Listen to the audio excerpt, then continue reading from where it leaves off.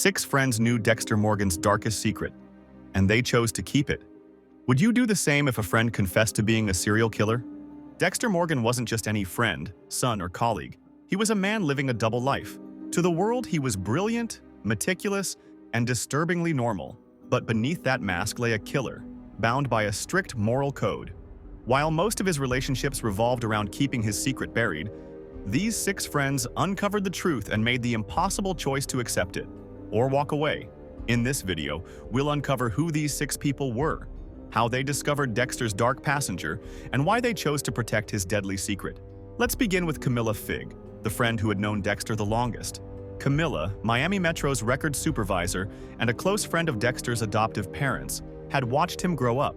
She saw the boy who didn't cry at his mother's funeral, who meticulously arranged his pencils, and who avoided emotional connections.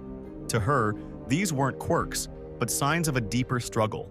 Puzzle pieces revealing a boy fighting an invisible battle. Camilla wasn't just a colleague, she was practically family. Her sharp intuition, honed over years in law enforcement, made it impossible to overlook the shadow that followed Dexter.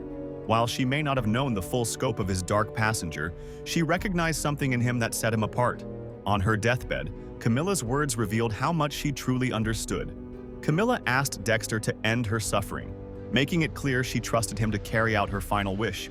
She wasn't simply asking him to end her pain. She was entrusting her final moments to a man she likely suspected lived by his own rules of life and death. Her request was a quiet acknowledgement of the secret they both knew but never spoke aloud. Camilla's understanding wasn't rooted in fear or manipulation. It came from love. She didn't see Dexter as a monster, but as someone shaped by tragedy. To her, Dexter wasn't evil. He was the boy Harry had tried to save, someone whose darkness followed a code. By asking Dexter for this final mercy, she validated the part of him that believed his actions could serve a purpose. Psychologically, Camilla's choice was about control. In a life overtaken by terminal illness, she reclaimed her agency by placing her trust in Dexter, someone who understood death better than anyone. This act wasn't just about ending her suffering. It was about finding solace in the hands of someone she believed could deliver a dignified end. For Dexter, her trust was a rare and humbling experience. Her lack of fear, her ability to see past his darkness, and her faith in his ability to do good, even if only for her, left a lasting impact. Camilla's acceptance gave Dexter a fleeting sense of connection, something he rarely allowed himself to feel. But did this moment bring Dexter peace, or did it deepen his conflict?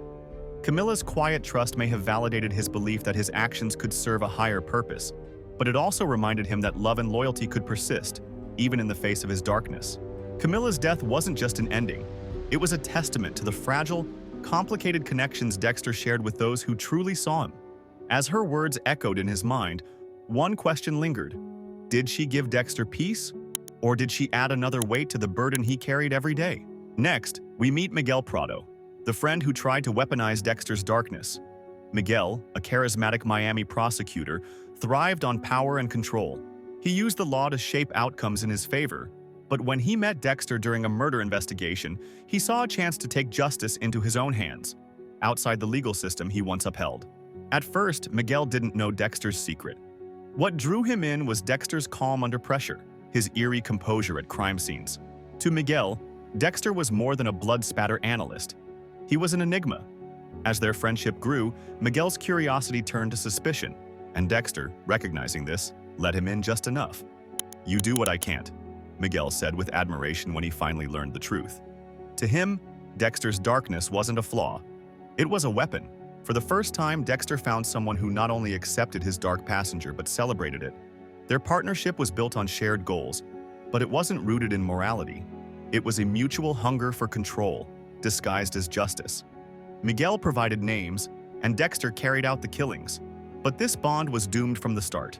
Miguel didn't understand Dexter's code, the strict set of rules that kept his darkness contained.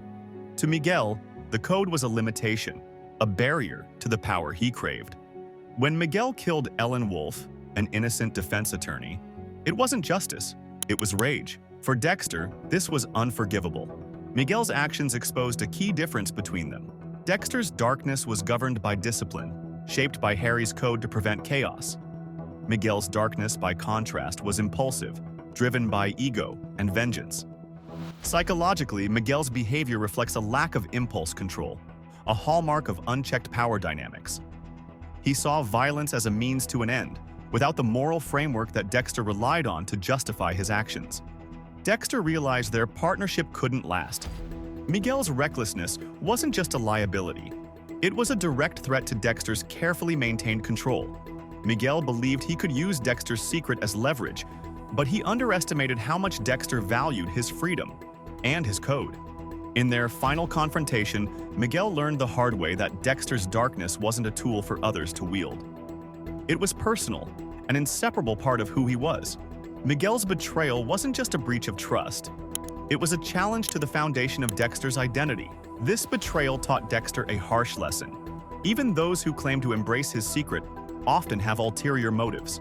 Miguel didn't want to understand Dexter. He wanted to use him. And for Dexter, killing Miguel wasn't just another task. It was a reminder that trust, even with those who appear to accept him, comes at a cost. Miguel's death wasn't just a loss of friendship. It was a reflection of Dexter's own struggle. By trying to weaponize Dexter, Miguel became a victim of the very darkness he sought to control. In the end, Miguel's greed and lack of discipline served as a warning to Dexter about the dangers of letting someone too close. Then came Brother Sam, the friend who nearly redeemed Dexter. Sam wasn't like Miguel or Camilla. He didn't uncover Dexter's secret through investigation or chance. Instead, he sensed it almost immediately. It wasn't what Dexter said or did. It was the silences, the way he avoided connection, the guarded intensity in his presence. As a former criminal turned pastor, Sam understood darkness because he had lived it. He knew the weight of regret, the belief that redemption was out of reach. When he met Dexter, he didn't see a monster. He saw a man consumed by demons too big to face alone. "You're not as lost as you think," Sam told him, piercing Dexter's carefully constructed walls. For someone who thrived on secrecy, Sam's insight was both unsettling and disarming. Sam didn't need to know the details of Dexter's darkness to understand its depth. He didn't keep Dexter's secret out of fear, but out of belief. Belief that even Dexter could change. Sam's faith wasn't blind optimism. It was rooted in his own redemption, giving him a unique ability to see through Dexter's facade. In psychology, this is known as attunement, the ability to connect with another's emotional state without explicit information. Sam's attunement to Dexter allowed him to do what no one else could, reflect the possibility of light. But Dexter wasn't ready for change. Sam's kindness and belief challenged the core of who Dexter was. For Dexter, redemption felt like a betrayal of his code, his purpose. Could he let go of the darkness without losing himself? Sam's influence began to chip away at Dexter's defenses, forcing him to confront the idea of forgiveness, not for others, but for himself. Then tragedy struck. Sam was senselessly murdered, his life stolen by the very violence he had dedicated himself to overcoming. His death shattered the fragile hope he had brought to Dexter's world. Grieving, Dexter returned to the only thing he trusted, his code. In choosing vengeance over forgiveness, Dexter buried the progress Sam had made. Sam's death raises the question, what if he had lived? Could Dexter have embraced the light Sam saw in him? Or would he have pushed it away? For Dexter, darkness wasn't just a part of him. It was his identity. Redemption would mean redefining who he was, a change he wasn't ready to make. Brother Sam's story isn't just about the hope he offered Dexter. It's about what he represented, the belief that even the most broken people can find peace. But Dexter's darkness was stronger than that hope. As Dexter stood over Sam's grave, you have to wonder, was this the moment Dexter realized he couldn't be saved? Or was it the moment he chose not to be? From redemption, we turn to Lumen Pierce, the only person who truly fought alongside Dexter. Lumen didn't stumble into Dexter's world. She was thrust into it after being abducted and tortured by the Barrel Girl gang. Shattered but not broken, she held onto a flicker of fight, buried beneath layers of trauma. Then she saw Dexter. He wasn't like the men who had hurt her. Watching him take down one of her captors with precision and purpose, Lumen didn't just see a killer. She saw calculated justice, something she desperately needed. At first, she was terrified of him. To her, Dexter was part savior, part predator. But his calm words changed everything. "You don't have to be afraid of me." This wasn't just reassurance, it was a promise. He would help her reclaim her power. Together, they embarked on a mission fueled by vengeance and survival. Each kill wasn't just retribution, it was a step toward Lumen's healing. For her, Eliminating the Barrel Girl gang was about taking back what had been stolen. For Dexter, it was a chance to channel his darkness into something that felt righteous. Lumen reflected Dexter's own pain and need for justice. She was a mirror, someone irrevocably changed by violence but unwilling to let it define her. For the first time, Dexter felt truly understood. Lumen didn't judge him for his darkness. She embraced it because it aligned with her own need for vengeance. But Lumen wasn't like Dexter. Her need for revenge was born out of trauma, not compulsion. In psychology, trauma can drive intense emotions like anger, but these feelings fade as healing begins. Dexter's darkness, however, wasn't temporary. It was intrinsic, an unshakable part of him. As their mission concluded, this difference became clear. Once the Barrel Girl gang was eliminated, Lumen felt a shift. "I don't feel it anymore, Dexter. The darkness, it's gone," she said. Her words were both a revelation and a farewell. For Dexter, her departure was a painful reminder of something he couldn't escape. Lumen had the ability to walk away, to leave the violence and find peace. Dexter couldn't. Her healing contrasted sharply with his endless cycle of isolation and blood. Lumen's story also blurs the line between justice and vigilantism. While viewers may sympathize with her quest, aligning with Dexter placed her in a moral gray area. Unlike Dexter, she stepped back from that world. Did she leave because her actions were temporary measures for recovery, or because she couldn't reconcile who she had become with who she wanted to be? For Dexter, Lumen symbolized what could have been. She ventured into darkness and had the strength to leave it behind. Her departure left him with a profound loss, not just for her, but for the hope she represented. Watching her leave, Dexter faced a bitter truth. Others could heal, but his darkness would always remain. So, was Lumen right to leave? Or could she have helped Dexter find his way out of the shadows? Then there was Dr. Evelyn Vogel, the mentor who saw Dexter as her masterpiece. Vogel wasn't just a friend.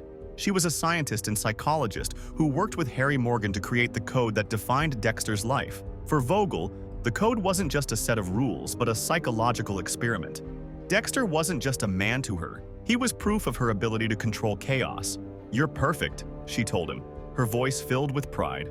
Vogel didn't see Dexter as broken but as functional, a controlled version of humanity's darkest impulses. For Dexter, who had spent his life hiding his true self, her acceptance was unsettling yet validating. She didn't fear him, she admired him. But her admiration had limits. To Vogel, Dexter was less a person and more a creation. She referred to him as her perfect achievement, a product of her theories. This detachment defined their dynamic. Vogel didn't love or understand Dexter as Harry or Lumen had. She saw him as a tool, not as someone shaped by trauma and survival. And deep down, Dexter knew this. Vogel's approach to psychopaths, though revolutionary, was flawed. She believed darkness could be contained, that her code made it manageable. In psychology, this overconfidence is known as the illusion of control, where individuals overestimate their ability to control complex situations. Vogel thought she fully understood Dexter, but she underestimated the unpredictability of darkness, both his and others. Her death at the hands of her son, Oliver Saxon, was the ultimate irony. Saxon, another psychopath, lacked Dexter's discipline and structure. He was raw chaos, driven purely by self-interest. Vogel's efforts to nurture Dexter's controlled darkness blinded her to Saxon's unrestrained violence. She paid the ultimate price, a reminder that even the most calculated attempts to manage darkness can backfire. For Dexter, Vogel's influence was complicated. She gave him something he craved: acceptance. She didn't see him as a monster, she saw him as necessary. But this validation came with a cost. Her clinical detachment emphasized his isolation. Vogel didn't see the man behind the mask, only the utility of her creation. Vogel's death left Dexter with more doubts than clarity. Was her influence a gift or a curse? Did she help him understand himself? Or did she reduce him to a concept, stripping away his humanity? In the end, Vogel's belief in her ability to control darkness was her undoing, a fatal reminder that even she couldn't truly understand Dexter Morgan. Finally, we meet Hannah McKay, the lover who embraced Dexter's darkness like no one else. From the moment they met, their connection was dangerous and irresistible. Hannah wasn't seeking redemption or revenge. She was a killer in her own right, fully aware of who she was. When Dexter strapped her to his kill table, ready to end her life, something extraordinary happened. Hannah didn't beg or plead. Instead, she met his gaze with calm defiance. "You kill people," she said confidently. "Bad people," Dexter replied, as if that distinction justified him. Hannah wasn't afraid of him. She understood him. For Dexter, who had spent his life hiding, her understanding was electrifying. Their relationship was raw, built on mutual acceptance of their darker selves. Hannah didn't try to fix Dexter, and he didn't try to save her. They found solace in their shared flaws. But was it love, or simply two broken souls clinging to each other? Hannah forced Dexter to confront parts of himself he had long suppressed. Around her, he didn't need to pretend. This level of acceptance, described in psychology as radical acceptance, was both liberating and terrifying for Dexter. For the first time, he was seen without judgment, but it also exposed his vulnerability. Unlike Dexter, Hannah didn't follow a code. Her killings were reactive, driven by survival and self-preservation, not by strict rules. This contrast added tension to their relationship. Dexter's darkness was controlled and deliberate. Hers was instinctive and chaotic. Yet these differences didn't divide them. They deepened their bond. Dexter saw in Hannah a kindred spirit, someone who understood his struggles without judgment. But their connection revealed a troubling truth. Hannah didn't just accept his darkness, she enabled it. Their relationship became both a sanctuary and a battleground, a place where Dexter's darkness could flourish unchecked. Was their love genuine, or was it rooted in their shared willingness to ignore moral consequences?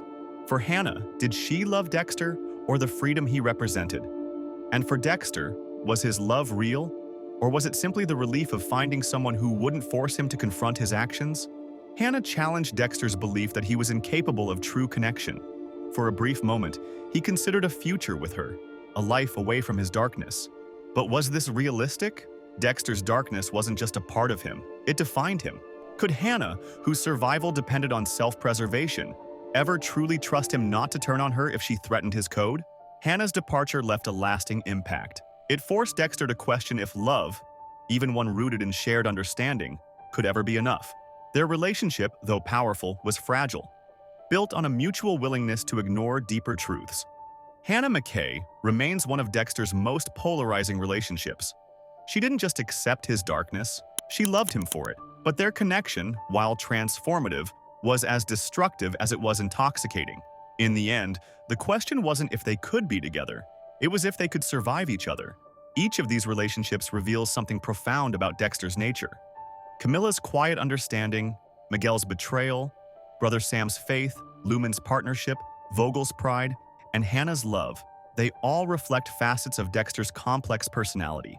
They show us that even a man as broken as Dexter could forge connections, however fleeting, with those who saw past his mask. But here's the question. If you knew someone like Dexter, would you keep their secret? Would loyalty outweigh morality? Perhaps Dexter's greatest secret wasn't that he was a killer. It was that he craved connection, even in his darkest moments. Thank you for watching, and don't forget to subscribe, because the story of Dexter is far from over. See you in the next one.